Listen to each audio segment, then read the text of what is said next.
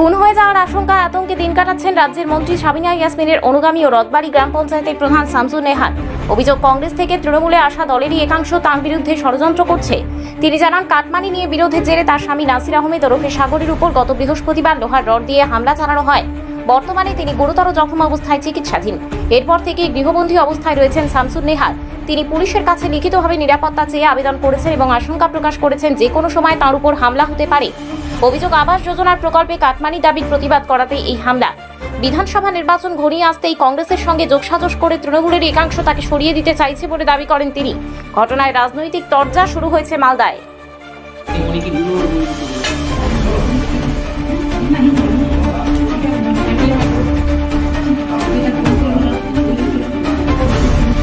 আমার উপরে অত্যাচার বুঝতে পারছি। আমি অফিসে যাব, আমার উপর অ্যাটাক করবে, আমাকে হয়তো প্রাণে মারারও চেষ্টা করবে। আমি চাই, ওই ঘটনার পর থেকে আমার মনে ভয় ঢুকে গেছে। আমি কি করে অঞ্চল অফিসে যাব, কাজ করবো কিভাবে লোকের? আপনাকে কি খুন করার ষড়যন্ত্র করা হচ্ছে? না করার কিছুই নেই, যা কন্ডিশন ওরা করেছে, ওরা চাইছে ওদের কথা মতো যেন আমরা চলি। মানে কংগ্রেস থেকে যারা তৃণমূলে এসছেন, ওরা চাইছে ওদের মতো করে, ওদের মতামত আমরা সমর্থন করি আর ওদের মতো করে চলি। ওরা চাইছে যে স্কিম, আবাস যোজনার যে কাজগুলো আছে, ওরা অবৈধভাবে ওরা তদন্ত করতে আমাদেরকে প্রেশার দেয়। হ্যাঁ, কিন্তু আমরা সেটাতে, আমি এবং আমার স্বামী সেটাতে একদমই সম্মত দেইনি। সেই জন্য ওদের রাগ যে আমাদেরকে অনাস্থা ডাকবে, ডেকে আমাদেরকে সেখান থেকে সরাবে আর ওরা নিজের মতো করে পঞ্চায়েতটাকে চালাবে। এইটা আপত্তি করা দেখি আপনাকে খুন করার ষড়যন্ত্র করছে। এইটা আমার স্বামী আপত্তি করেছিল, তখন ওরা কি ষড়যন্ত্র করে পঞ্চায়েতে, সেদিন আমাদের কোনো সরকারি পঞ্চায়েতের মিটিং ছিল না, আর যেই রুমে কোনো সিসি ক্যামেরা ছিল না, আমার স্বামী বসেছিল অন্য একটা রুমে। ওখান থেকে প্রেশার দিয়ে ওকে ওই রুমে আনা হয়েছে, এনে এমনি তর্কাতর্কি করেছে এই কাটমানির ব্যাপারে। আমার স্বামী সেটাতে সমর্থন করেনি। তারপর রাসেল লোহার চেয়ার নিয়ে আমার স্বামীকে একদম প্রাণে মারার চেষ্টা করে, প্রাণে মেরে ফেলার চেষ্টা, কি ওটাই ছিল। কিন্তু আমার স্বামী কোনো রকমভাবে মাথাটা সরিয়ে নেই, ওর ঘাড়ে, হাতে, সব হাতের আঙুল দুটো ভেঙেছে, ওর ঘাড়ের এগুলো সবই হয়েছে, কোমরটা বাঁকা হয়ে গেছে, কলার ধরে ছেঁচড়াছেঁচড়ি করেছে এবং মাটিতে ফেলেও দিয়েছে। তখন আমার স্বামী বাড়ি চলে আসে, গ্রামের লোকজন দেখে ক্ষিপ্ত হয়ে ওরা কিন্তু ওইখান থেকে পালিয়ে যায় অফিস থেকে। রাসেল আর ফেকু বাগানে আশ্রয় নেই। এবার আমার স্বামী তখন, লোকজন দেখে আমার স্বামীকে বাড়িতে এই অবস্থাতে, ওরা খেপে গিয়ে ওদেরকে মারধর করে। আপনি পুলিশের কাছে কি সাহায্য চাইছেন? আমি পুলিশের কাছে চাইছি, আমি সিকিউরিটি, আমি যেন নির্ভয়ে অঞ্চল অফিসে গিয়ে মানুষের জন্য, সাধারণ মানুষের জন্য কাজ করতে পারি। সিকিউরিটি কেন চাইছেন? আমার মনে হচ্ছে যে যারা কংগ্রেস থেকে এসছে তৃণমূলে পরিকল্পিতভাবে, ওরা আমার উপর অ্যাটাক করবে। অ্যাকচুয়ালি এটা যে ঘটনাটা ঘটেছে সেটা তো তৃণমূলের আভ্যন্তরীণ ব্যাপার, এটা কংগ্রেসের কোনো ব্যাপার নয়। যারা এই কাজগুলো করছে, যারা কংগ্রেসের নামে দোষারোপ করার চেষ্টা করছে, তাদের আগে দেখা দরকার সারা বাংলা জুড়ে যে অবস্থা চলছে সেটা সর্বত্রই, এই রথবাড়িতেও সেটা হয়েছে। কংগ্রেসের প্রতীকে জিতেছিল, জেতার পরে তাদেরকে ঝান্ডা ধরিয়েছিল তৃণমূল। এখন তাদের মধ্যে মারামারি, সেটা কংগ্রেসের নামে দোষ চাপিয়ে কংগ্রেসকে কলঙ্কিত করার চেষ্টা করা হচ্ছে। তাদের তো এটা গোষ্ঠীদ্বন্দ্ব, তাদের মধ্যে মারামারি হয়েছে। এবার তাদের আভ্যন্তরীণ ব্যাপার, তাদের ব্যাপারটা তো আমরা বলতে পারবো না। কিন্তু কংগ্রেসকে কালিমালিপ্ত করে মানুষের কাছে ভালো সাজার চেষ্টা করা হচ্ছে। মানুষ জেনে গেছে সারা বাংলা জুড়ে তৃণমূলের এই চলছে, সারা পঞ্চায়েতে লুটতরাজ, এই লুটতরাজের ভাগ বাটোয়ারের লড়াই, সেই লড়াইয়ে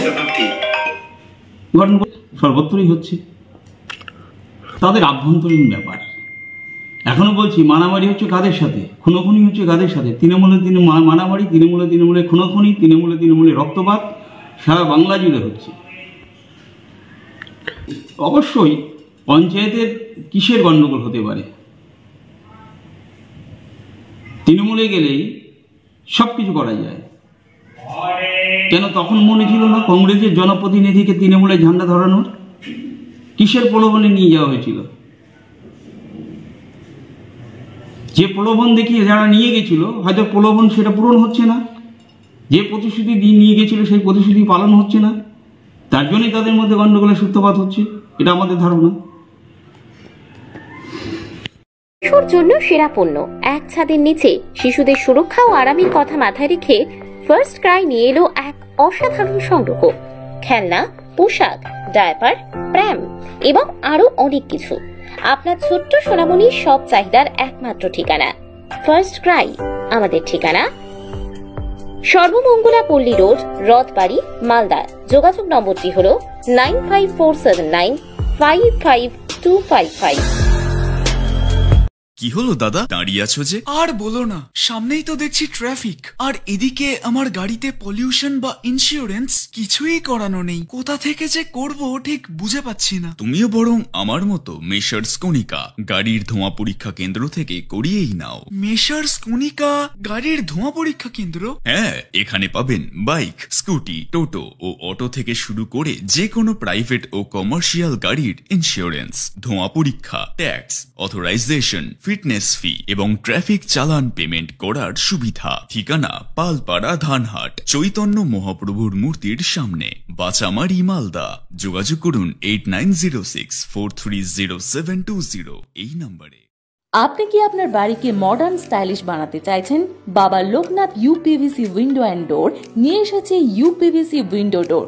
হাই কোয়ালিটি ম্যাটেরিয়াল, মডার্ন ডিজাইনের সাথে durability, strong, maintenance free, compatible and soundproof door and windows, affordable price, best quality, hardware, easy installation, client satisfaction, সাথে 20-year ওয়ারেন্টি যা চলে বছরের পর বছর। বাবা Loknath door and window systems, Mangalbari, Mahananda ব্রিজের কাছে, মালদা। 9733282969। ভবিষ্যতের যাত্রা এখন হাতির মুঠোয়। ইলেকট্রিক স্কুটি, চার্জে দীর্ঘ পথ, জ্বালানি খরচ একেবারেই নেই। পরিবেশ বান্ধব ও আধুনিক ই টোটো, একসাথে বেশি যাত্রী বহনের সুবিধা, কম খরচে বেশি আয়, সহজ চার্জিং ব্যবস্থা। সময় বদলেছে, তাই যাত্রার মাধ্যমে বদলাক। ইলেকট্রিক গাড়ির সাথে আপনার যাত্রা হোক আরো সাশ্রয়ী। তাহলে আজই আসুন আমাদের শোরুম AS এন্টারপ্রাইজে। আমাদের ঠিকানা সেতু মোড়, বৃন্দাবন গার্ডেনের উল্টো দিকে, শাহপুর, পুরাতন মালদা, মালদা।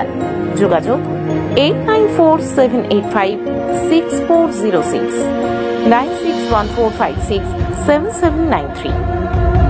নতুন ইলেকট্রিক স্কুটি বা টোটো নিতে গেলে থাকছে বিশেষ অফার। তাহলে দেরি না করে আজই চলে আসুন আর নিয়ে যান আপনার স্বপ্নের এই স্কুটি ও টোটো।